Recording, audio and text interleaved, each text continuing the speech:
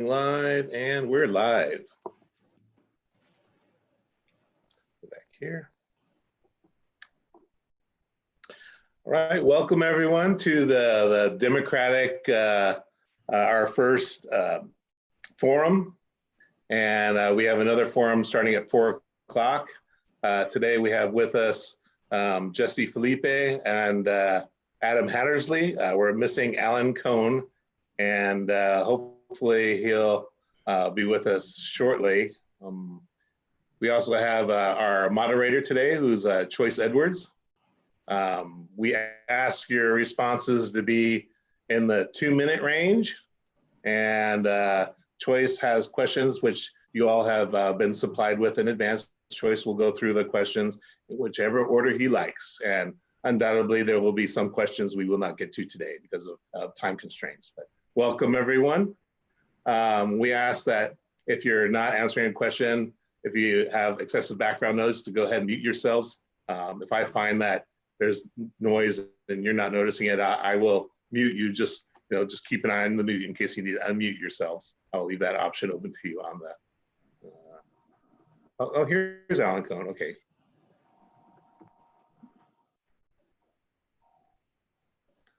Here's everyone's finally logging in now. Hello there. Good morning. There we go. I was just running through just some. I'm the technology guy, so, and we have our timekeeper on as well. Hi everyone. Hello. There she is. Very good, very good. Pardon me. I was just letting everyone know that Choice has the questions. He can run through them in any particular order that he wants. We have more than enough questions. More than likely, we will not get to all of them. I believe it's we decided on 2 minutes for a response. Was that correct? Yes. Okay, excellent, excellent. And then if there was a question that you asked that didn't get answered, you're more than welcome to address the candidates independently, through their various websites and emails.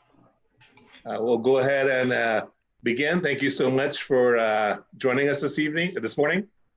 And just once again, we do have another event starting at 4 o'clock. Thank you so much. And I will hand it over to you, Choice. All right, thanks, Eric. And Carol, thank you as well. And thanks and praise to the South Lake Democrat Club. Okay, mighty blue wave, we have some excellent candidates for the Democratic nomination to unseat Ross Spano or his replacement in Congressional District 15. We are delighted and proud to have young Democrats as timekeepers. Please welcome Adam Zerani. Adam is a rising senior from East Ridge High School in Claremont.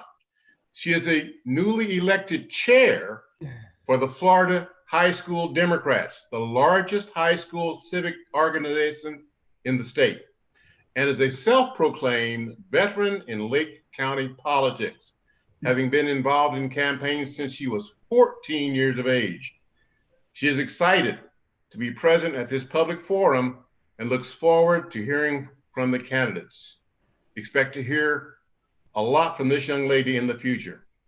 Adam, would you please explain what your duties will be? Hi everyone. Like I said, I'm so excited to be here. So basically, as Choice begins, I will be timekeeping. So you guys have 2 minutes to respond.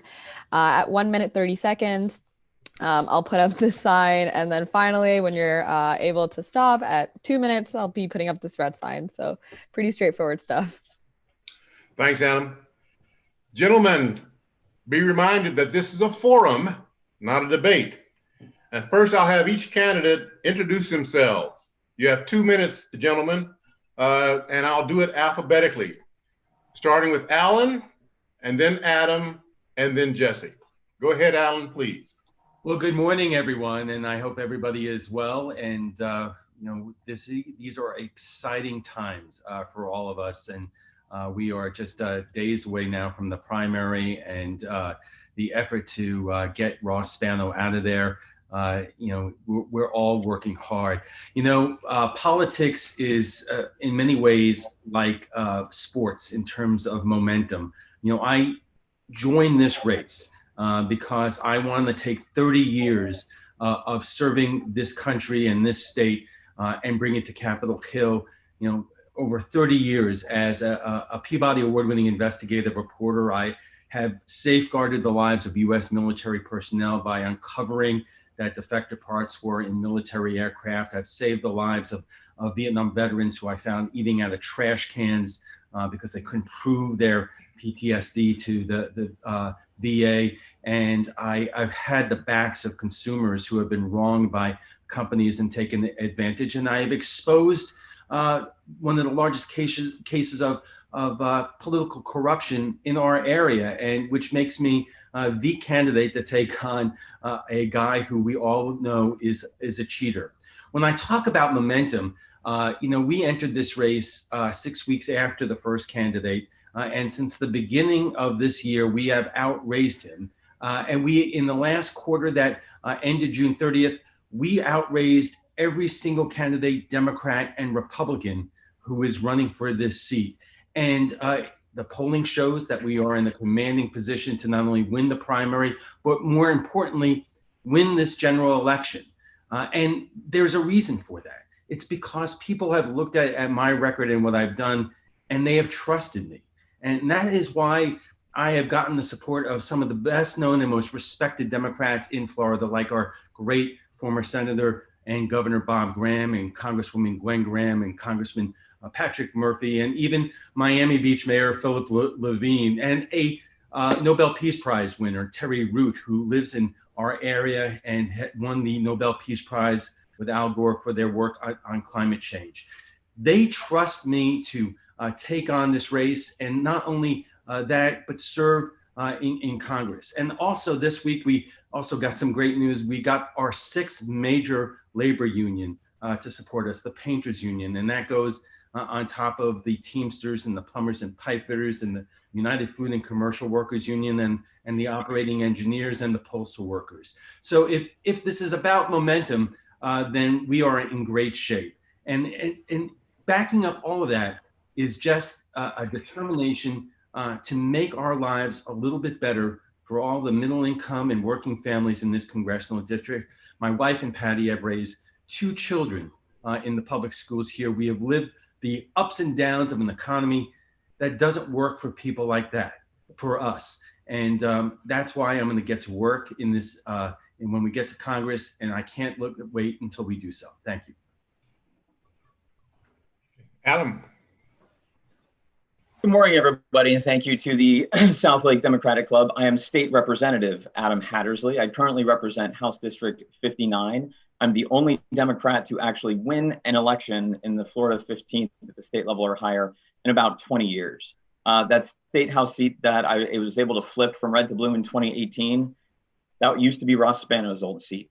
So I already have a tradition, so to say, of kicking him out of office and flipping his districts from red to blue. I served 8 years in the United States Navy. I was a nuclear submarine officer, and I volunteered and did a year-long combat tour with an Army unit in Iraq from 2006 to 2007. My entire professional life pretty much has been in public service.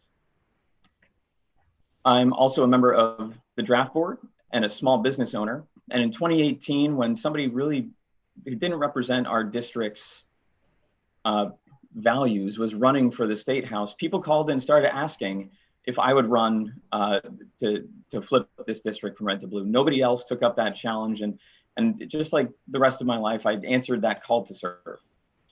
Very similarly, in 2019, other people started calling to ask me to serve to flip the Florida 15th, because Ross Spano is one of the most corrupt members of Congress and has been listed as the most vulnerable Republican in the state.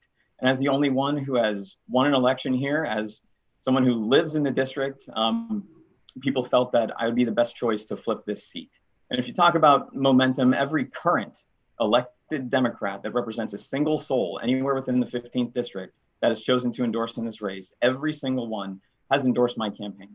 Overall, we have raised more money than any Democrat ever has. So it's not just momentum, but it's continued performance. I've fought for democratic values and principles in the state house. I stood up for Amendment 4 and reenfranchising voters. I've fought for women's reproductive rights, for LGBT rights, and for the environment. I'm the only one who has a clear voting record in this race. I've also recently been endorsed by the Tampa Bay Times as the only candidate who can win this race. And we have not internal polling, but external polling that shows that we are actually already shown to have a great lead, not just in the primary, but in the general election against Ross Spano. I'm excited to join you all today and talk about everything that we have going on and some of these great ideas. But when it comes down to it, we need someone who has proven that they can win. And as the only one who has done that, I think that I'm the clear choice for this primary and to represent the Democratic Party. Because unless we get somebody who can win, we're never going to be able to get any of these ideas in Congress. And it's time we probably finally had somebody who's ready to put their country before party, representing us in Washington in the Florida 15th. Thank you again so much for having me. I look forward to the discussion today. Thank you, Adam. And now Jesse. Hi, thank you. Thank you for giving me an opportunity to be here and to speak to you guys. I'm very humbled at the invite, and I understand how much work goes into this. So I thank you guys so much for giving us this platform.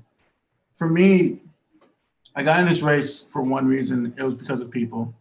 I felt as if our Congress didn't represent people anymore. They represented the 90% of the wealth of this country. They didn't talk to what people even cared about anymore. It was all about, for them, you know, how can we get something through so that people can just accept us in the way we are right now, which is dysfunctional. And for me, I decided to put my hand in this race.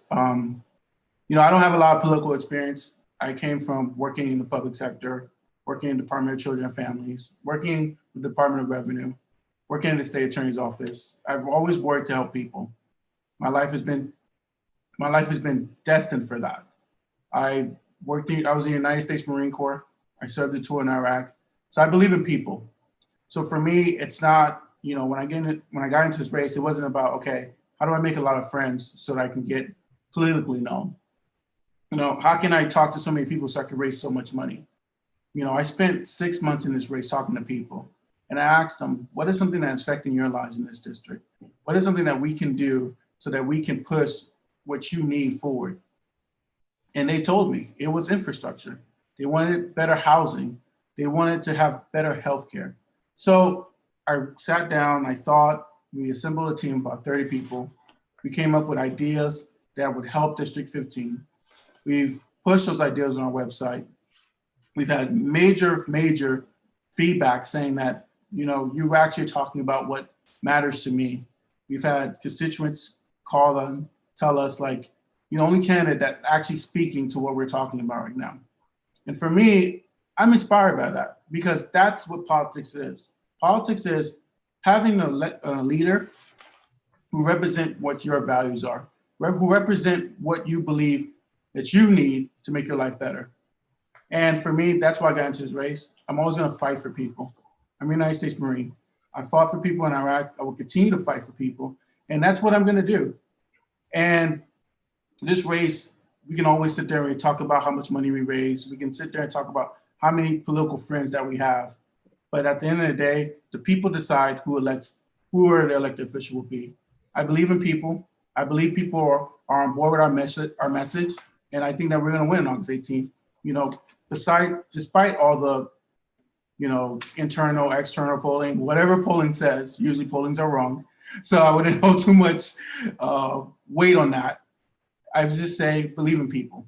And I believe people are with our campaign, and I believe we're going to get it done and we're going to win. My name is Jesse Philippe, and thank you guys for this opportunity. Thank you, candidates. As I said, we have lots of questions, and for those who submitted questions, if yours is not asked, you can always contact the candidates directly. I think relative to a couple of questions I've had, the candidates have already explained why we should vote for them rather than one of the other candidates. So I'm going to move to another question. What effect has the Trump pandemic had on the nation, and how can we make up the budget deficit? Let's start with Alan. That's a great question. Well, in terms of what impact the pandemic has had on the nation, look at the numbers of deaths around the country. I think it's 150,000 at this point around that. Look, if there's anything that we can all agree on is that leadership matters, and the lack of leadership kills. And we're seeing that by the lateness of the federal response, the lateness of the president's response to the coronavirus, and the fact that here in Florida we were late in shutting down the state and we opened way too early. Millions of people have lost their jobs because of this coronavirus, and even yesterday, the U.S. Senate failed to extend unemployment benefits. That means that there are people that are in this district who are not going to be able to pay their bills this coming month because the Senate, which is in Republican hands, cannot do its job. In terms of the budget deficit, the one thing that strikes me is that when Trump and the Republicans passed their tax cuts, a year after the election, those tax cuts favored the wealthiest Americans and the big corporations more than anybody else. The rest of us got crumbs. And I challenge anybody who is watching this today who could say that those tax cuts had a long-term positive impact on their lives. So the one thing I would do in terms of dealing with the huge, incredible budget deficit that we're now facing is reverse the Trump tax cuts on the wealthiest of Americans. Do away with it. For middle class and working families, they could keep that tax cut. But the fact is that at some point we have to start dealing with those issues involving the budget deficit. Okay, Alan, we'll have to drop it there. Okay. Next, Adam, I'll try not to repeat the questions unless the candidates want me to. Adam? Would you mind repeating that? Yes. I don't think we actually got an answer on that last one. Yeah. I kind of forgot what the question was. What effect has the Trump pandemic had on this nation, and how can we make up the budget impact?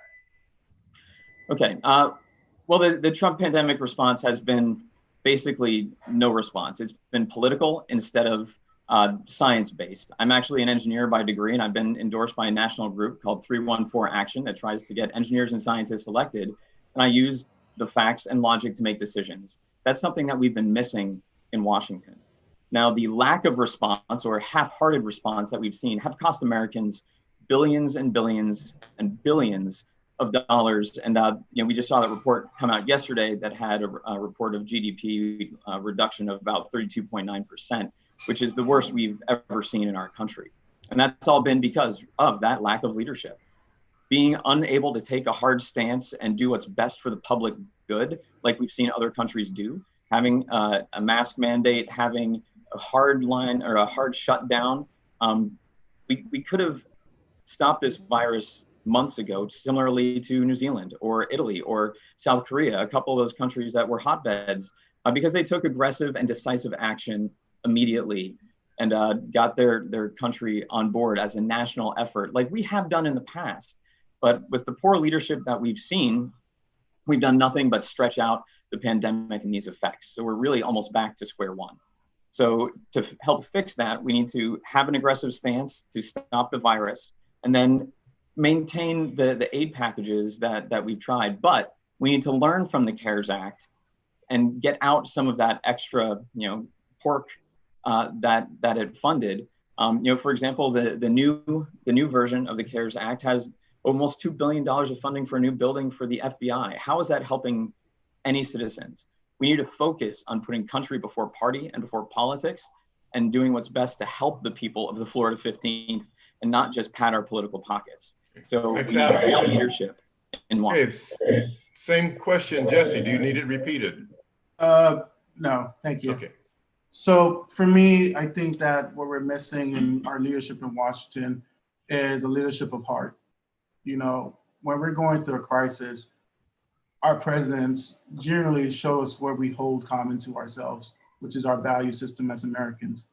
I feel as if our president is not doing that. He's showing the worst of who we are, and he's not defining the heart element of what makes this country so great.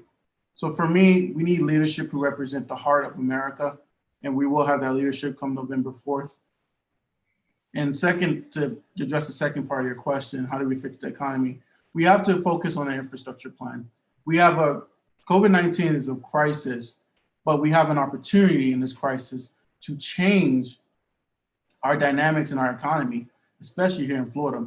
What we can do is build an infrastructure plan that brings in more jobs, increases more wages, which in turn increases taxes, which will bring more revenue, and that would help with our deficit. And that's what I believe. We have to invest in people. We have to give people jobs. And when we do that, then we can tackle our deficit. Because people always talk, well, the right is always talking about, oh, we need to cut. They never talk about how do we increase wages? How do we increase jobs? That's how you balance a budget. You essentially increase money, you decrease the expenditures. So we need to start focusing on the increasing of people's pocketbooks, and that's how we're going to fix our economy, and that's how we're going to tackle our debt problems here in America. Thank you. Thank you, Jesse. Next question, and I'll begin this one with Adam. From where are the new living wage jobs to come from, and how will you facilitate getting them? In other words, what specific legislation will you propose that will bring jobs back to our country? Well, like I said, I'm an engineer by degree, and I'm also a veteran. So that means I listen to the Pentagon scientists that say that not only is climate change one of the biggest threats to national security in the next 50 years, but it's also going to be one of the major drivers of the green new economy going forward.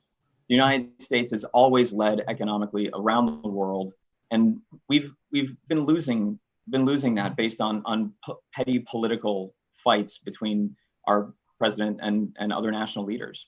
We need to do what's best for the United States, and investing in green technologies and promoting those technologies here in the United States, it can help get us back to where we need to be, leading the world in the future economy. And we have vast amount of resources right here in the Florida 15th that can help do that.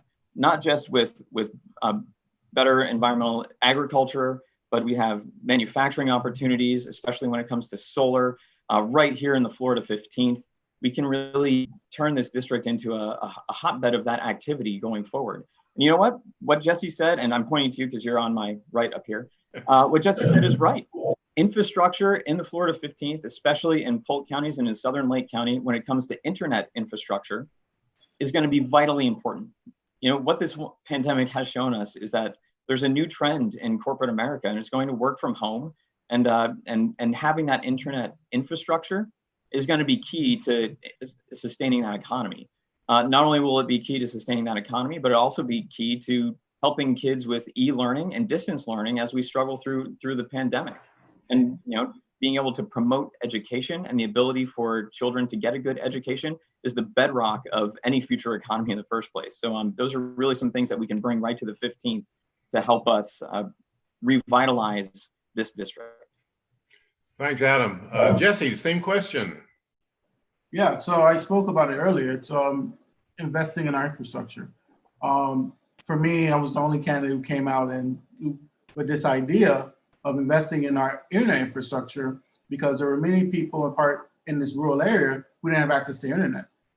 One of the ways we did that is by building on a 5G internet that's currently in place right now. Most rural communities have CAF2 funding, which is provided by the FCC. And we need to increase that funding so that they can bring more internet to these rural Americas. Here's the thing, farming is a very vast, important part of our economy, but our economy is moving more and more into internet, technology, and connectivity. If we don't start investing that and bringing that kind of source of fire and energy and jobs, tech sector jobs into this district, we are going to be left behind. Because as agriculture, as we move into more, this district is moving more and more into an urbanization, we need to make sure that we bring the jobs to come along with it. And that's what we need to do. We need to focus on bringing in funding from the government under FCC to make sure we rebuild our infrastructure here in this district. And it doesn't just go into internet. We're talking about building roads. We're talking about building mass transits. We're talking about having a more connected America in this district. So that's what I believe what we need to do to make sure that we are a vital and important district when it comes to rebuilding America in this new modern infrastructure system.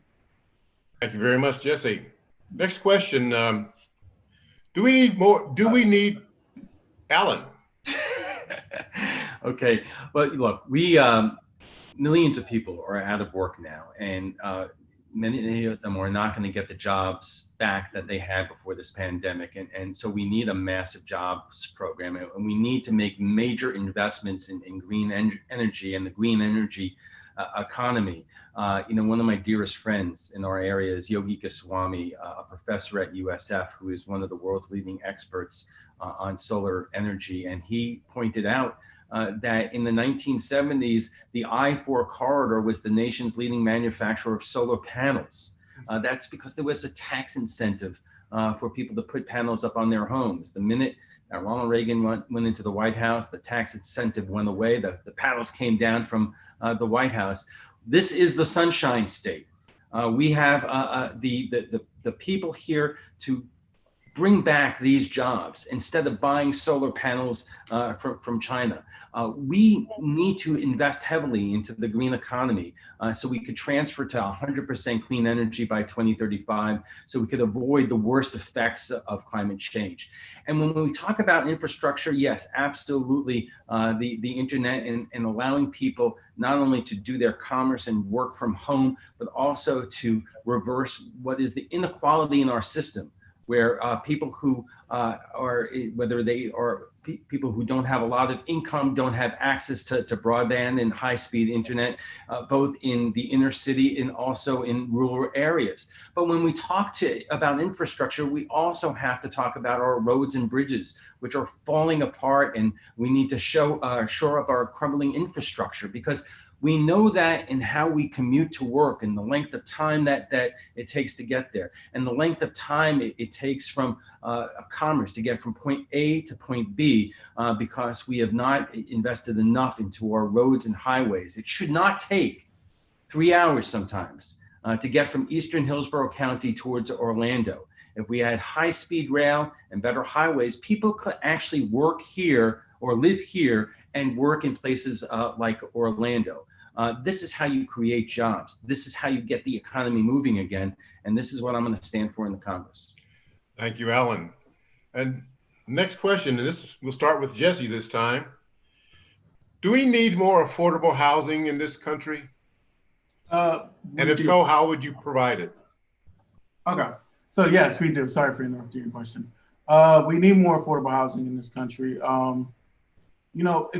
If you take a look at our district of Lake County, Polk, and Hillsborough, you see two different classes. You see ultra rich in South Lake and maybe in parts of Hillsborough, Brandon area. And then you see the opposite. You see a lot of trailer homes. You see a lot of people who can't afford houses. You see a lot of apartment buildings in Brandon and Lake County and Polk County. Why is that? Why do we have such a big gap from the ultra rich in our district to the ultra poor in our district? It's because the main thing that builds wealth in America is housing and how people have access to housing. One of the things that I want to do when I go to Congress is really have a conversation about how do we look at credit in America? How do we essentially help people qualify for homes? And then, because we are building, our district is building homes faster. Like, I live in a new part of Hillsborough, and there's new parts of Davenport being built up like crazy, but people still don't have access to those homes. We have to fix our credit system in America. We have to make sure that more minorities and more Latinos and more people, working families, are introduced, and we have other criteria so that people can afford homes. And that's how we do it. We have to make sure that we build on that. We need to make sure that we invest in people. And how we do that is by investing in their ability to get homes. And we have to fix our credit system so that people have the ability to get homes. So that's the most important thing. Thank you. Okay. Alan, the same question.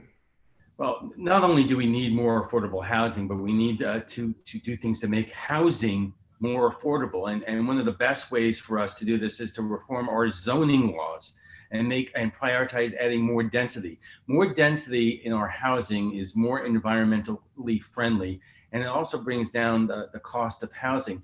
And to that end, one of the problems, and this is a local issue, but in years past, contractors and developers used to actually pay the price to expanding our roads and our infrastructure going into these communities. The guy who a couple of years ago who I uncovered had taken $500,000 from a businessman to buy a vacation home in Arkansas. He was a county commissioner, and he led the efforts to relieve developers away from that responsibility to invest in the infrastructure to get into these gated communities and communities around our district. That has got to come to an end, and instead the cost of this infrastructure was placed on homeowners and on taxpayers. If we want to talk about affordable housing, we have to talk about putting more of a burden on the developers who are profiting incredibly by all the new construction that we have around here. But the cost of these houses are that much higher on taxpayers because they're paying the lion's share of the infrastructure to build these properties and get into them. Thank you so much, Alan. Same question for you, Adam. Well, first off, I like to call it workforce housing instead of affordable housing, because most of the residents of these kind of homes are our teachers and our firefighters and our policemen and hardworking Americans with families. And yes, we absolutely need more workforce housing in the district. It would help encourage jobs and the local economy with more people living in the local area.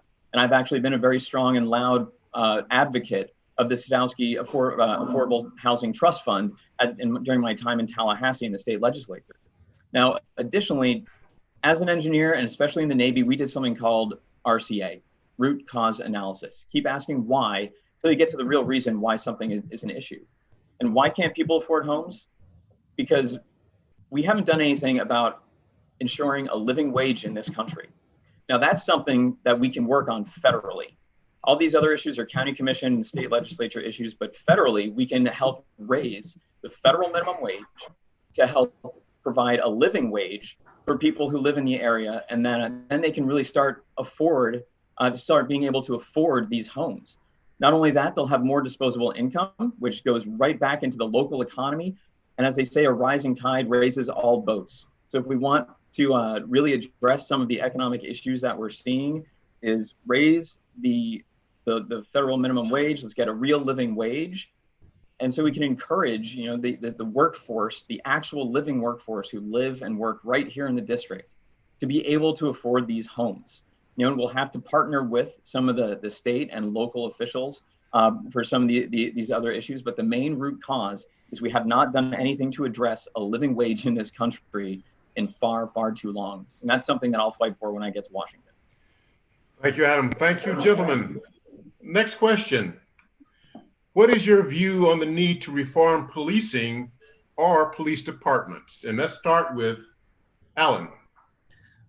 Look, the one thing that should be clear in our mind in terms of what we've been going through the last 4 months is that it did not begin with the death of George Floyd. African Americans in this country have been dealing with this for hundreds of years. So it's not that we have come to a moment in time where we have to act. Our lack of action is long overdue. I have a newspaper headline in the next room of a page 1 byline I wrote for the Boston Globe in 1998 of an incredibly brutal police beating and cover-up. And those officers were, because of our reporting, charged with the use of excessive force and went on trial in Boston federal court. Be that as it may, we have to change the use of force standards throughout the country, and we have to ban chokeholds, and we have to establish a national registry of misconduct by law enforcement officers, and we have to mandate racial bias training. We have to have more expansive training for police. Here in Florida, barbers have to go through more training than police officers, and we have to require states to use use of force, report use of force issues to the government. And as we just seen in this latest case, we have to ban no-knock warrants on drug charges. That is caused, and we're seeing this today, in unnecessary deaths. But I do want to point out something that Adam just said in the answer to his previous question when he talks about raising the livable wage. I agree. What I don't agree upon is his answer depends on who he's talking to, because back in September, when he was asked on Fox Television whether he believes that about raising the minimum wage to $15 an hour, his answer was no. But later on, his answer was yes. And the fact is, $15 an hour would mark an increase in the minimum wage, but not a livable wage. We have to do better in this country. Thanks, Alan. Actually, that was a misrepresentation of the quote. Adam, that we need to you're start next. somewhere and get the 50. You want to hear it, Adam? Adam, you're next. Go ahead on that question. Okay, anyway, when it comes to policing, we need to right size the police force. A lot of those issues that Alan talked about are being addressed in the Policing Act, the George Floyd Policing Act in Congress that has already been passed by the House, which I do support. It's fitting, waiting on Mitch McConnell's desk, just like a couple of hundred other bills that he has failed to act on. This should not be a partisan issue. We need to take care of our citizens, and right sizing and right funding and reforming how we police our communities is going to be key to that. Encouraging a more community-based policing, having the police force look like and represent the communities that they're in, have them be from those areas so they know the people in the community is a great thing we can do. Additionally, actually right here in the Florida 15 in Plant City, the police department there decided not to fund body cams for their officers. Instead, they bought, who's ever seen Die Hard, that movie, Die Hard? I love movies. You know that scene where that big giant up-armored RV runs into the building? They bought one of those. That thing it's basically a small tank. That was more armored than the truck that I drove in combat in Iraq. Now, what's going to breed more trust and confidence in the police force? Body cams, that's accountability for everybody, or a small tank? One is for accountability and trust, the other is for intimidation and force. We need to demilitarize the police and make sure that we get the police doing the right jobs and funded the right way to make sure we gain that trust back. But there's a lot of things that we have to do to address what's been going on. And when all of our voices do come together, we can make progress, as we've seen in the past couple of months. Thanks, Adam.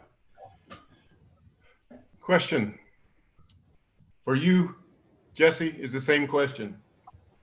Hey, thank you. So I'm the only candidate here who's been endorsed by Black Lives Matter, Folk Restoration, and Black Lives Matter Tampa. I reached out to them and I asked them, what are some of the issues that are affecting you in the community? Because I don't want to be, someone in Washington who says the 30-second lines and not actually do something. So we brought them in, we worked with them, we created policies so that they can present to the local officials. What they did is they brought those policies to local officials, and now they have a civilian review board in Polk County. So the civilian review board, what it does is it actually watches and monitors police officer conducts. And so this is the things that we can do right now. We can create a civilian review board in every single local city and municipality by making sure that we keep our police officers correct myself, not police officers, bad police officers. Make sure that we essentially have plans so that we know if they have misconduct, that we have ways to address it and make sure it's a redressable issue. Second, we have to take some of the police funding and invest in mental health. A lot of crimes cannot be solved. I worked at the state attorney's office, and for me, a lot of crimes cannot be solved by just incarceration or fines and penalties. Most crimes can be solved by using mental health.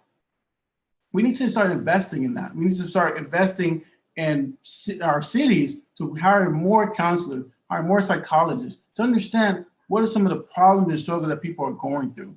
That's how you address this issue. It's a local issue, but us on the federal level, all our candidates can really try to encourage our local leaders to make sure that they invest in their community and invest in mental health programs.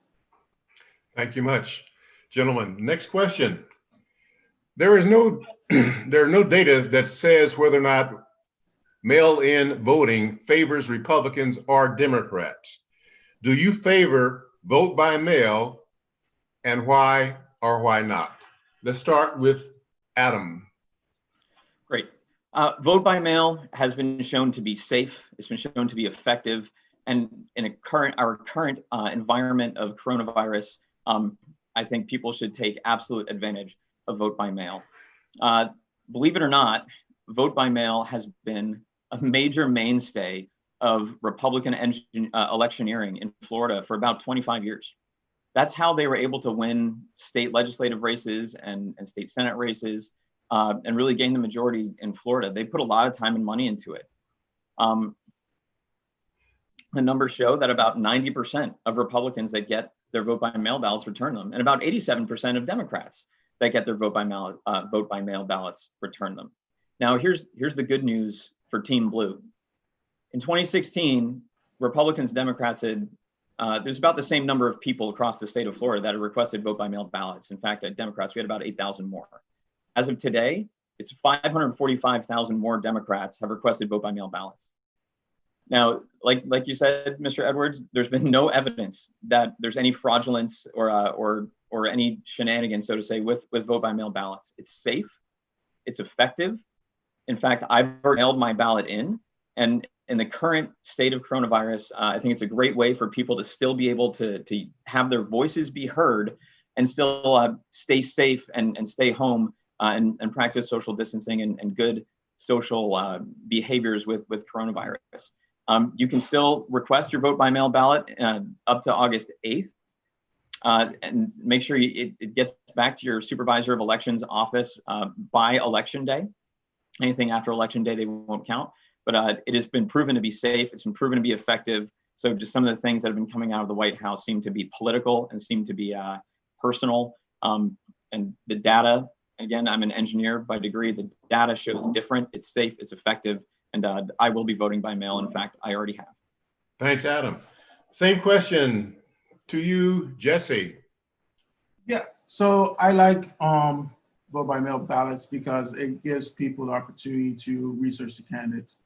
You know, I feel as if, you know, it removes some of the political games that are played, and it allows people to actually do research and understand what someone actually stands for.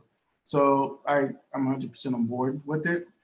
For me, it's, you know, it's like Adam said, it's more Republicans are making a big foot about it because it's a game and tactic they've used for years, and Democrats are now finally starting to catch on how to play the political game.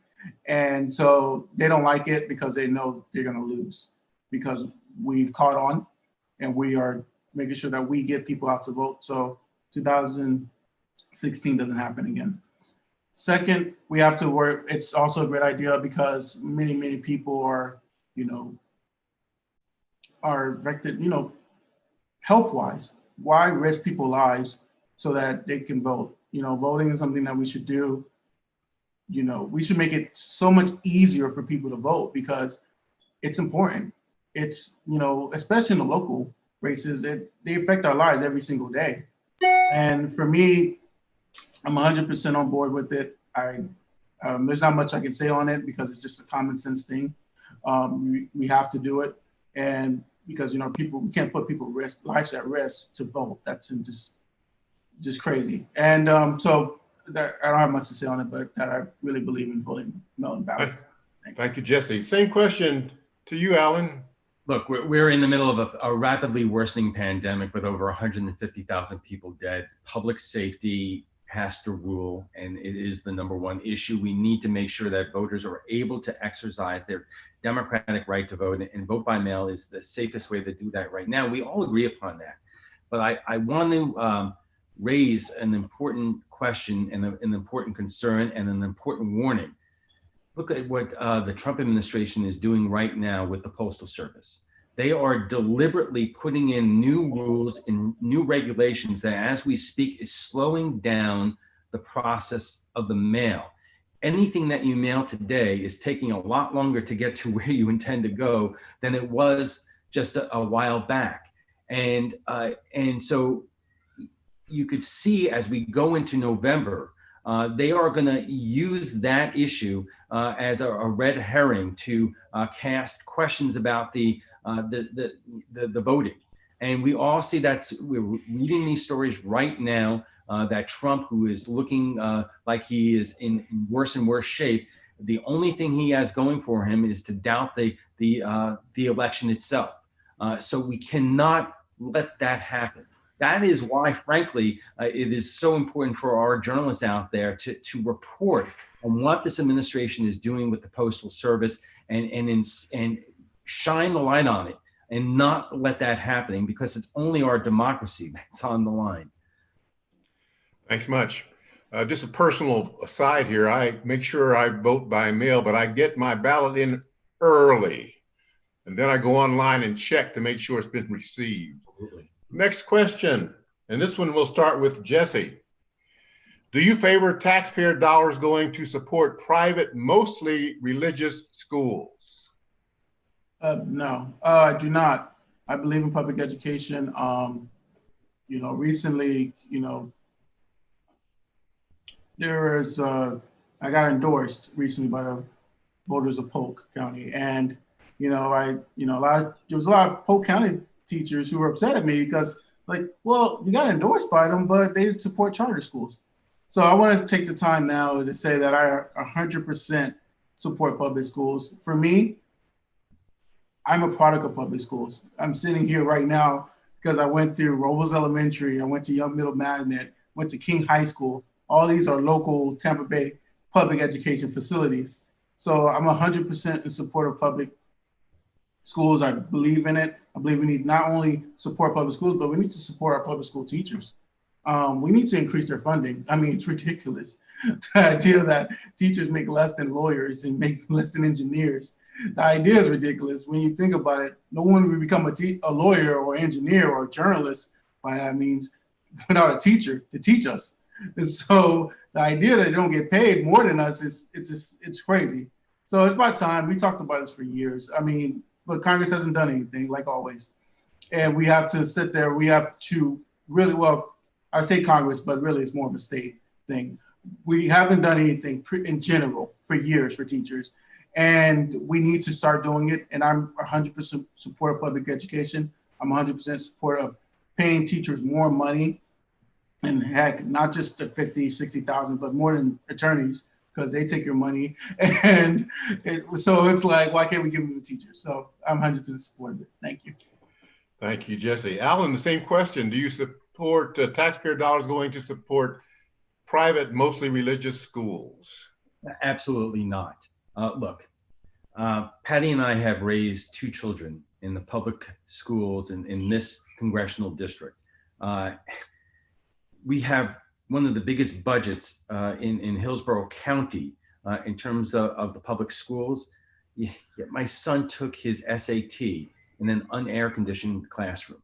So every dollar that is diverted from the public schools to private schools and religious schools is a dollar that is taken away from the children and the families that have who pay their taxes and go to school in the public schools in our area. Look, I am all for parents making whatever decision is best for their children in terms of their education.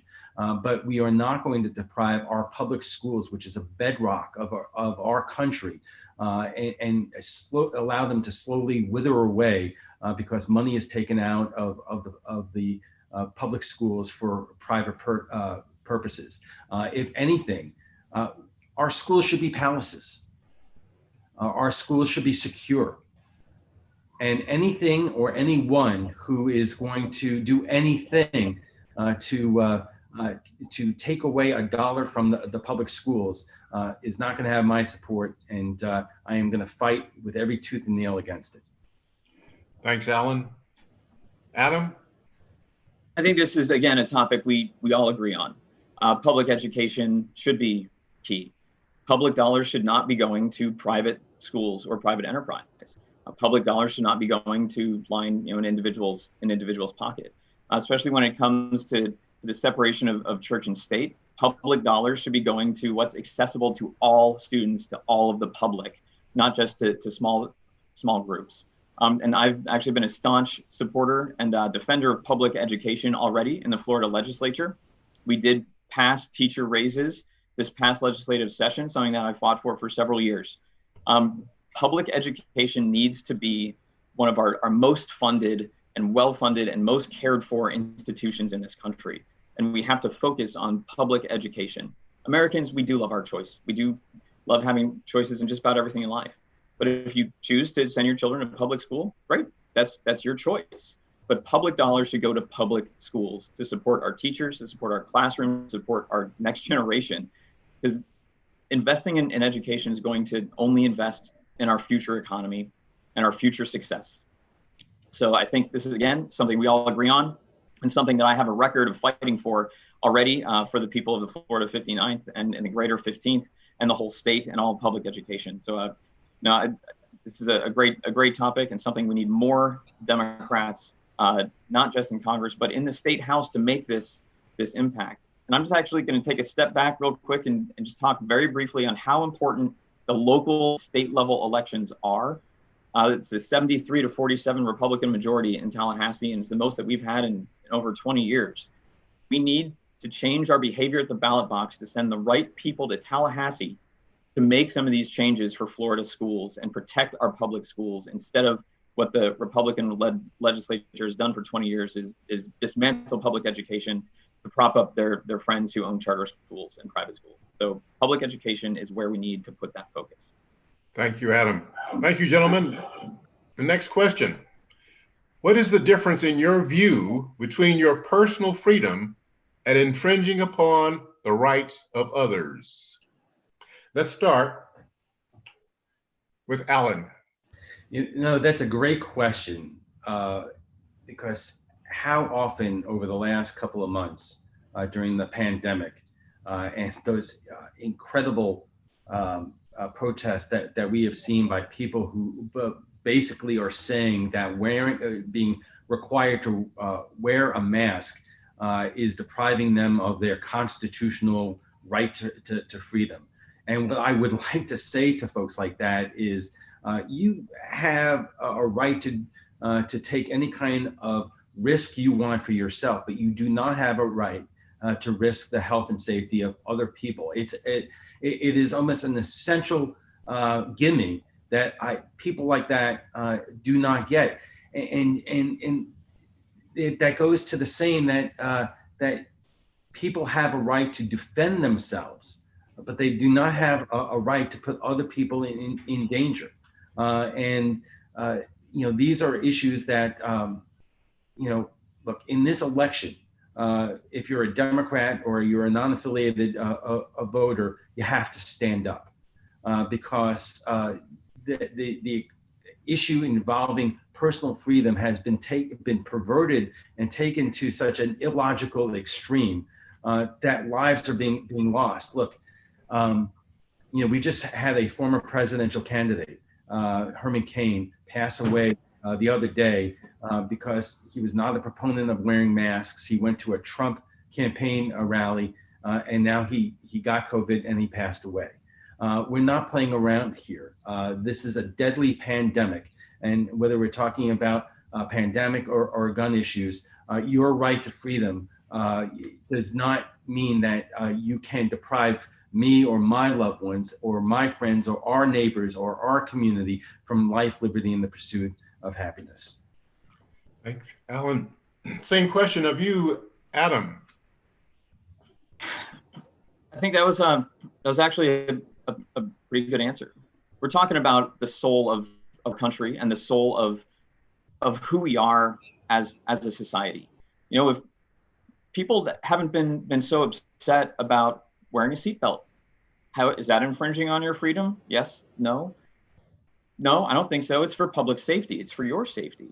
And something like wearing a mask, it reminds me of in World War II, in major coastal cities, there were mandated blackouts, the blackout curtains to make sure there was no light. And why was that? So in case there were enemy bombers, they wouldn't be able to target the city. And people didn't get upset that it infringed their personal rights to have their windows open. No, because they felt a sense of civic duty, civic pride, and national pride of taking care of other Americans. Wearing a mask has been shown to help stop the spread of coronavirus, and it absolutely does not infringe on somebody's individual rights. And there is that difference between individual rights and doing whatever to yourself or to affecting other people. And actually, you guys up there in Southern Lake County, I think you've been almost at the center of the argument for this in the entire state. And it is what I talked about before about having state elections and state representatives matter. Your freshman state representative, Anthony Sabatini, has been going around county by county suing for people, for counties that have mask mandates. How absolutely absurd is this?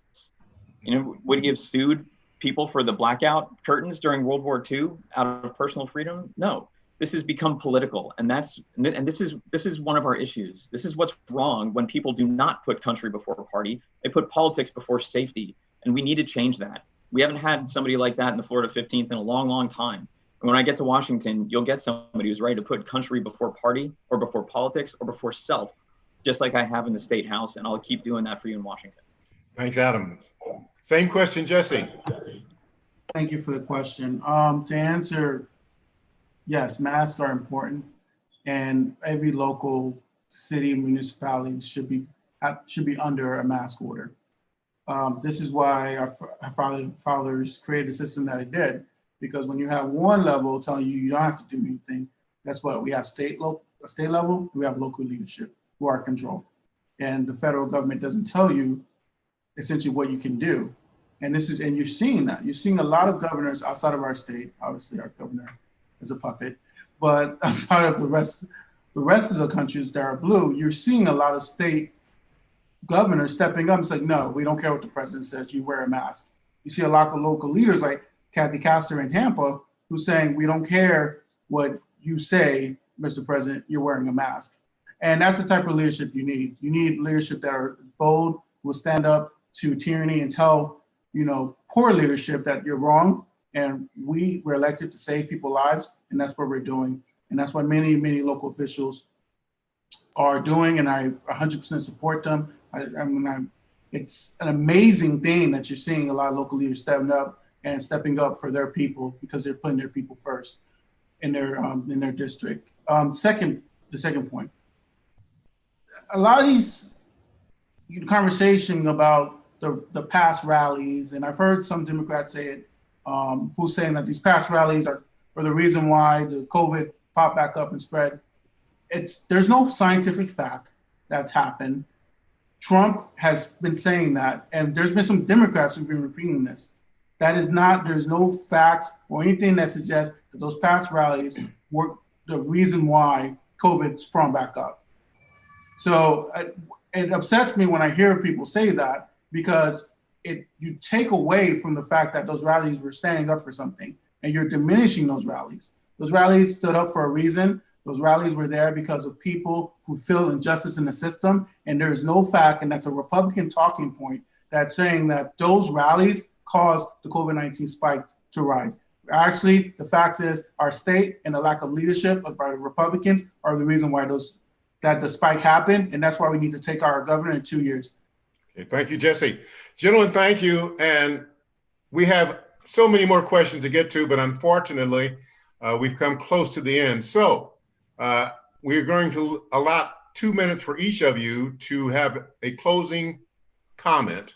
And if you would, in that closing comment, can you please say, if you are not the nominee, what will you do to help the nominee to unseat Spano or whomever is his successor?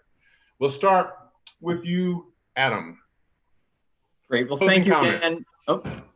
Thank you again to the South Lake Democrats for hosting us. It's been a great discussion. My name is State Representative Adam Hattersley.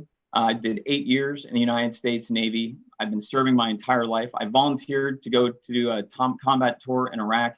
So another sailor in my department, when I was teaching at the Naval Academy, so he could stay home. Service has been in my blood. My father served, my uncle served. It's been in my blood. I've been proud to serve you in the Florida House, and I'm excited to serve again in the Florida 15th. My mission really has been that service. I've been endorsed by the Tampa Bay Times, and every current elected Democrat who represents a single soul is chosen to endorse in the Florida 15th. The stakes in this election are really higher than ever. We're facing a critical time and a tough challenge as a country, and I have experience with tough challenges. I'm the only Democrat to win in this area for over 20 years. I flipped Ross Spano's district, his old seat, and I know that I can do it again. The reason we won is we talked about the issues voters cared about, affordable health care, climate change, equal rights. And the people of this district are looking for something to vote for. And we can bring them that message. I have a record in the Florida legislature showing exactly where my values lie and fighting for you and standing up for you. Now, I've said this in multiple forums before. Don't get me wrong. I'm going to win the primary on August 18th. But on August 19th, if I win or not, I'm going to be out there working just as hard to flip the Florida 15th blue. I think Jesse might have said it. I've said it. We're the only ones to pledge to continue working so far to flip this district. The Florida 15th has been listed as the only flippable seat, red to blue, in Florida. And with how close the elections are here in Florida, if we flip one district, we got a great shot at flipping the whole state. And if we flip Florida, then we get Joe Biden in the White House. This district is becoming more and more important. And we need somebody who's ready to win and somebody who's committed to helping to flip this seat no matter what. And I've made that commitment over and over again. I've served my entire adult life, and I've been proud to serve and honored to serve with honor and integrity. And I'm ready to continue serving you and putting country before party as your next congressman in the Florida 15th. Thank you again to the South Lake Dems for having us this morning. Thank you, Adam Hattersley. Next, Jesse. Oh, thank you. This has been a great opportunity, and I'm very humbled to be here. Thank you guys for putting this together. For me, why I got in this was because of people. It was important that, we stay focused on that. That's why we haven't taken corporate PAC money. That's how we haven't, done some of the usual political things, because we wanted to make sure that we focus on people. And I believe that, my years of service, working in Department of Children, Family, Department of Revenue, the State Attorney's Office, years upon years of service to people will show. I always spend my time asking people in these debates, what can I do for you? Well, I'm going to tell you what I'm going to do for you. You're going to have a fighter, someone who gives all he can to make sure that we have access to infrastructure, we have healthcare, the public option, that we have a Social Security, a just Social Security that's focused on increasing it and make sure it's sustainable past 2034. You have a candidate who's going to fight for the issues that matter to people. You don't have a candidate who wants to go to Congress so I can make a vote just so I can feel good about myself, or spend 20 years in Congress so I can retire there. You have a congressman who's going to fight for you every single day that he's in Washington, and he's going to come back and figure out what's going on this month, because issues change, and that's what you need in a congressman, and that's what I believe. So I really want people to go out there and vote Jesse Philippe on August 18th, because we need a different change in Washington. As for if I'm not honored to represent you guys and someone else is, what can I do? I've said it when I first got into the race. We have a 40% minority that hasn't been heard. We've lost this district every single year, and the research we've done has showed it's because of lack of minority support for the candidate. For me, that's my focus. How do we get the minority vote for our eventual nominee? Because if we don't win that vote, we're not going to win District 15. And that's what I'm focused on. So if my other two colleagues here win the nomination, I will be in Lakeland championing for them and their cause to make sure that we flip it. It's very important that we get out North Lakeland. It's very important that we get out the minority group. And I will be fighting to make sure that vote get out. Thank you, Jesse. And we'll conclude with Alan. Well, the one thing that we all agree upon is that we will do everything we can to help whoever wins this primary. And it never has it been more important, and never has the opportunity been there like it is right now, in terms of the changing demographics of this district, that has made this victory possible and necessary. The question among Democrats, and party does matter. There are differences between Democrats and Republicans, and it goes down to values. So party does matter, and it is a shared philosophy in terms of raising all boats and having the backs of people and standing up. We have to make decisions right now about, where are you going to compromise? Are you going to compromise on a woman's right to make her own healthcare decisions? You know, what this gets down to is, what have you done? What can you look at in all candidates who are running for this office? My record is out there. You don't have to take my word for it. All you have to do is watch it. Whether it was going after a contractor putting defective parts on military aircraft, or the people that I've helped along the way, and the families, and standing up for people. Out of all the candidates here today, I am the only one who actually got a bill passed in the US House. I found a local company that was taking advantage of elderly vets and charging them thousands of dollars to apply for VA benefits. And I exposed that person. And a Republican congressman, Gus Villarackis, saw that story and sponsored a bill in the House that made it into law, because the federal law did not have any teeth in terms of going after that kind of behavior. And also in Hillsborough County, an ordinance was passed. So it does matter in terms of who that candidate is to take this kind of fight into the fall. And you know, I can't tell you how much I admire both of the other candidates who are running in this race. It is an imperative that one of us wins this election. But one candidate has a track record of actually in their public life of getting things done and bringing passion and advocacy and surrogacy to the people of this community. And that's why I hope to get your vote. And I will be proud to represent you in the United States Congress. Thank you, Alan. Thank you, Adam. Thank you, Jesse. Thanks to the Big Blue Wave, South Lake Democrat Club, and all those who have tuned in.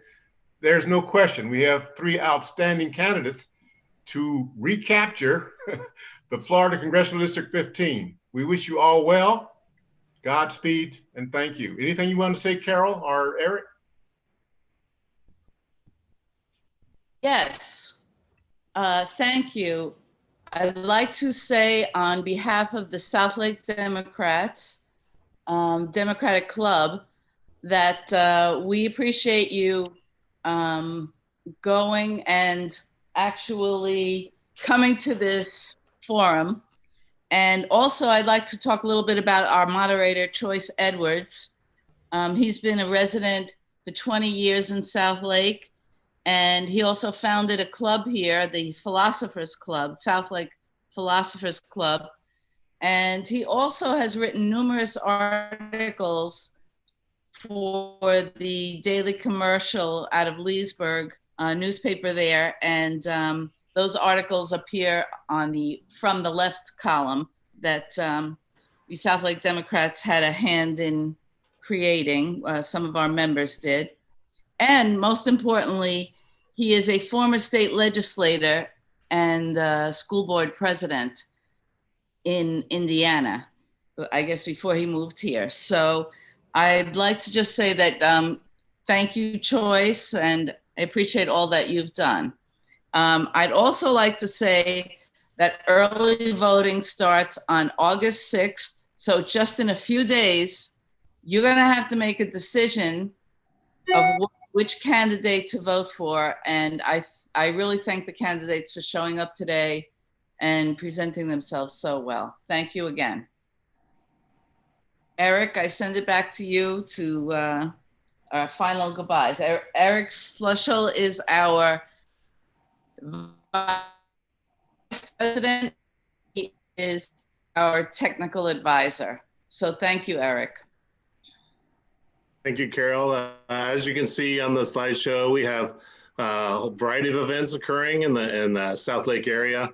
Please contact our website or our Facebook page to keep on top of what's going on, and definitely join in. There are lots of.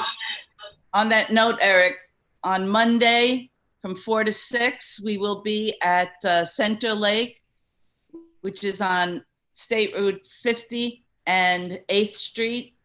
And we will have a rally right there. And we are doing Biden rallies.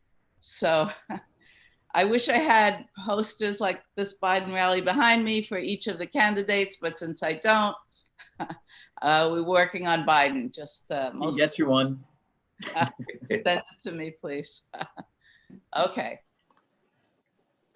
And also, if anyone's in need of Biden signs, please contact the club. We'll do what we can to make sure you get one for your front yard. I'm sure everyone's starting to see them pop up all over town, and probably would appreciate you probably displaying them, to counter some of the opposing signs that tend to crop up this time of year. Thank you everyone so much for their participation, and I'm sure that people know that if they have questions that were not asked during this forum, to contact you directly, and you will gladly reply to their questions. Thank you so much, everyone. Have a good day, and thank everyone for joining us today. This will be available for replay on our YouTube channel, and also I believe at southlake.tv as well. Thank you. And thank you. Everyone. Thank you, everybody.